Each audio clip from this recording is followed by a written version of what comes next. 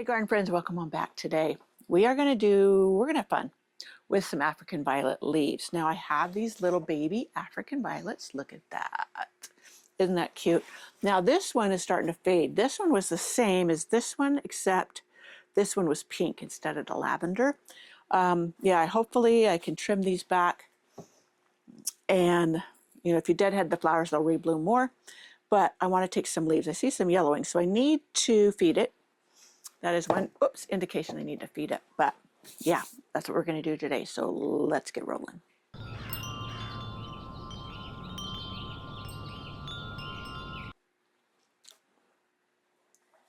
Alrighty, now I love my African violets. They bring such joy in the winter inside of the home, and they're so easy.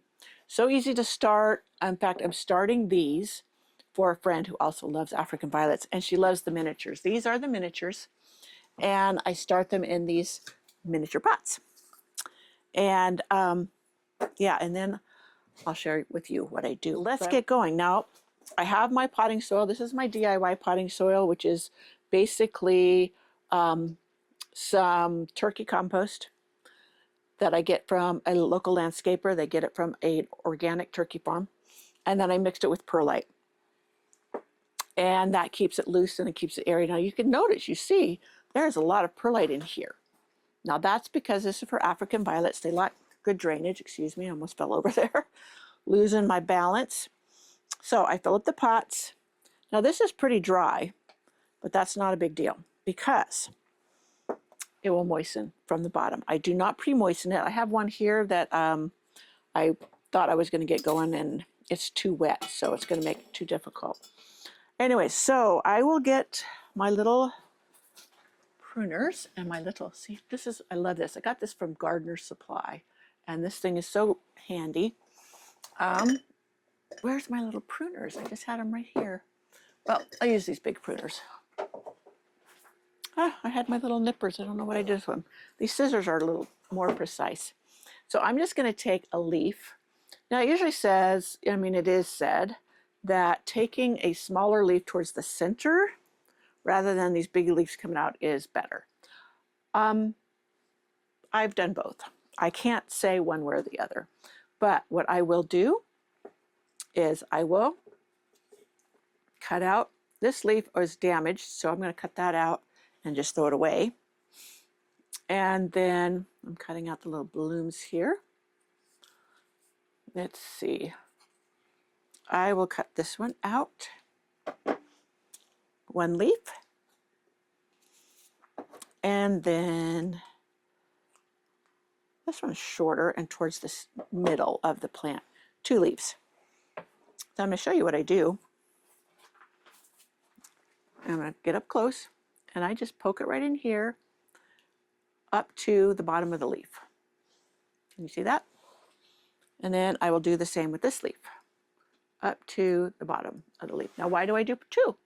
Well, you never know when one's going to rot, but that's basically that. So now some people do this in water, except they just put the end, the tip of the cutting in the water. I'm just going to put lav for lavender so I know which one this is. And then I'll do the other one. Let me do this one. This one has, has straighter leaves. This one has more frilly leaves, which is really kind of nice. Now I'm going to make sure I get a dark green leaf. You notice some of these leaves are yellowed. And this, let me get it by my face, yellowed. So yeah, I'm going to try to go for one that's a dark, healthy green, wherever that may be located. Now I cut off those blooms, but that's okay. They were fading.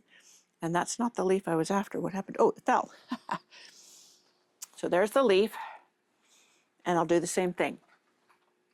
Now the length is not imperative. Just where it's easy to go put it down into the soil. It wants to focus on my face. That's what it's supposed to do. But so, okay. So just the bottom of the leaf is touching at the soil. And I have them against the sides of here. Okay, now I'll do this pink and white. Now there's plenty of leaves, and I could do more. but I'm not going to right now because I don't need that many more. Let me see, this one, I'm going to cut off the blooms on here that are spent. That will encourage it to bloom more. And I'll put it back. I have these in my kitchen window so I can take care of it. And I will make sure and mix up some of my eco-organic to give to it. You can feed them. There's also not Osmocote. There is a website, Optimara, and they have, they put out different African violets, and they have a food especially for it. It's blue. It's obviously chemically based, but that's okay.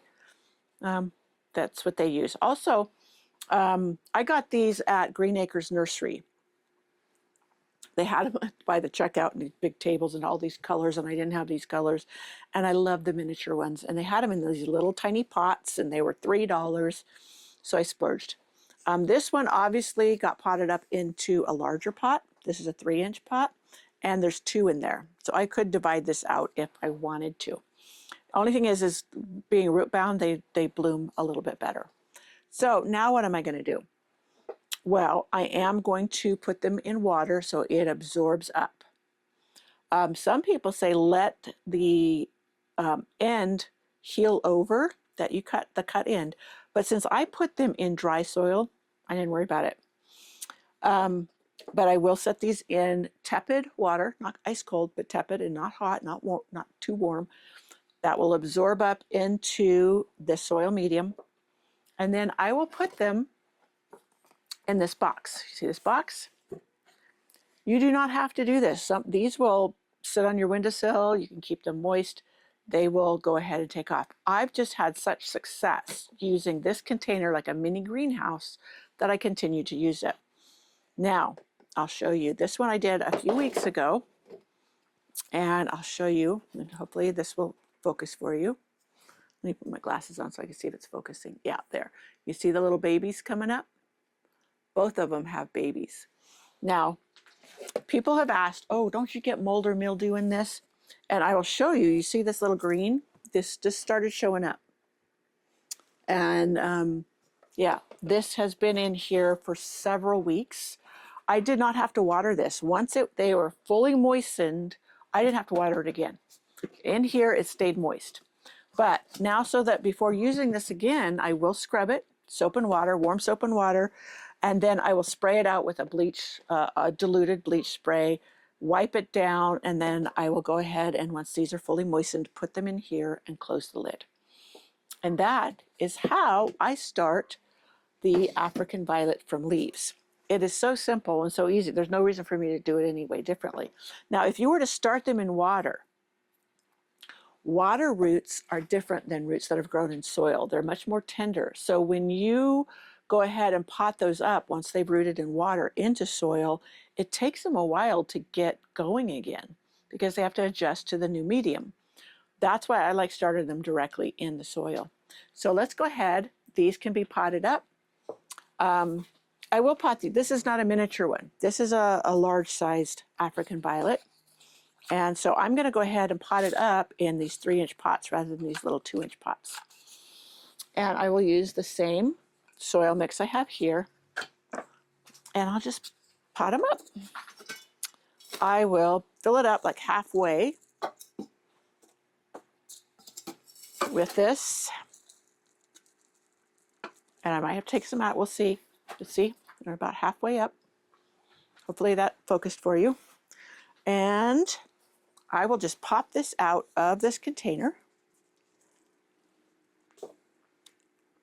And I will go ahead. I'm not going to remove all the soil. I'm just going to work some of it away so I can go ahead and get it in the new pot. And I want to make sure that the new growth is the level of the bottom of the rim, because that's where I fill it to. And when I water, I have a little bit of a lip, and yes, I top water. I do not bottom water because it's not necessary. And yeah, it's just easier to top water for me, and they do just fine. So I'm just filling this up to that level. It's actually a little bit above that level, but when I water it, or when it gets watered, it will go down. It will sink some. So same here. This one looks like it has more than one coming up. That's how I end up with 2 in a pot. Now sometimes the mother leaf, which I call it the mother, the big leaf will die after you've potted these up, and that's fine. The babies will keep growing and do just great. Okay, so these I will go ahead and set them in water, let it absorb from the bottom this first time around to get it good and moistened. I will also water from the top, so to make sure it's moistened all the way through. Got a big piece there, I don't want a big piece.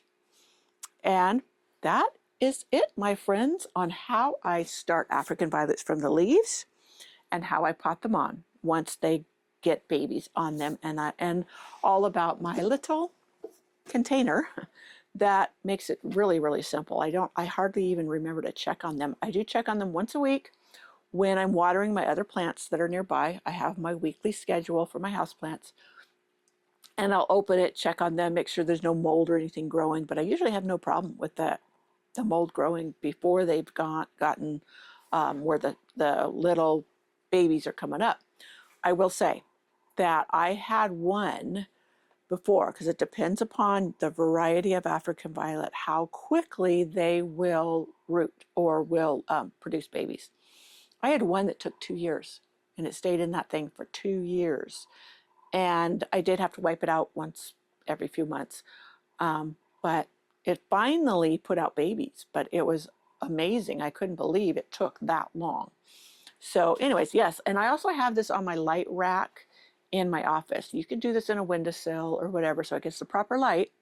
But I have the light rack where I have a lot of things growing and a lot of the African violets on it for the winter. So that, my friends, is it. Now I wanted to share with you my printable. This is going to be the printable of how this whole video.